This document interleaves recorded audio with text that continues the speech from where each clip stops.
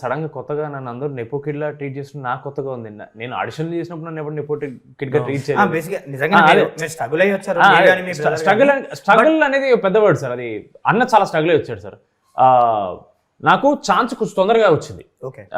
కానీ నేను కూడా ఆడిషన్ చేశాను. నేను ఆడిషన్ చేసినప్పుడు ఇలా శోభన్ గారు అబ్బాయి అని ఎవరు ఇవ్వలేదు సార్ నాకు.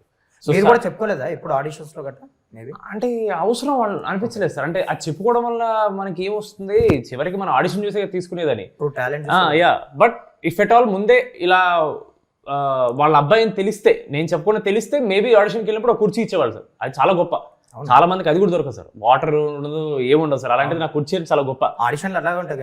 ఎగ్జాక్ట్లీ అలాగే ఉంటుంది సార్. అండ్ ఆబ్వియస్లీ చాలా మంది వస్తుంటారు కాబట్టి వాళ్ళకి కూడా ఇట్స్ ప్రాసెస్. ఇట్స్ చాలా ప్రొఫెషనల్గా అలాగే ఉంటుంది బయట. బట్ సడన్ గా యాక్చువల్లీ మ్యాట్ వన్ చేసినప్పుడు కూడా నన్ను ఎవరు నెప్పోగా అనలేదు. సడన్ గా మ్యాట్ వచ్చినప్పుడు నన్ను నెప్పో అంటున్నారు. అవునా, నేను నెప్పోనా? ఓకే, ఇప్పుడు నేను కాదంటే మీరు ఒప్పుకుంటారా, నేను అవునంటే మీరు ఒప్పుకుంటారా? అంటే మీరు అన్నట్టు అంతే కదండి, నాన్నగారు ఉన్నారు కదా. అదే సో అది నాన్నగారు సార్ ఉంది.